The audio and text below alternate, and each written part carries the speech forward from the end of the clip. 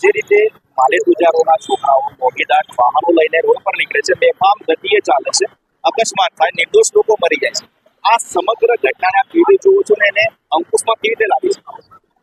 જે ગઈકાલની ઘટના થઈ એ પ્રમાણે મને એમ લાગે છે કે ખૂબ જ દુઃખનીય ઘટના કહેવાય અને વડોદરા શહેર માટે તો એક કલંક કહેવાય.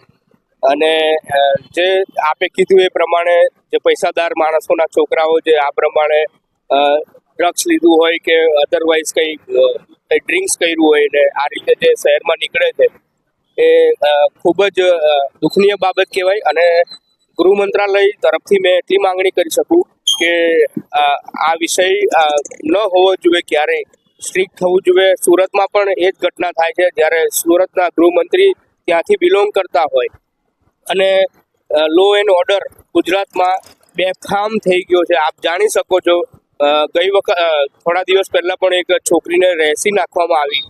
એ નાની છોકરી 5 વર્ષની છોકરી હતી, એને રેસી નાખવામાં આવી.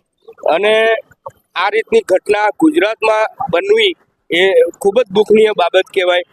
ગુજરાત એક બિહારની પરિભાષામાં નીકળવા માંડ્યું એવું લાગે છે, પરંતુ ખૂબ જ દુઃખનીય બાબત કહેવાય.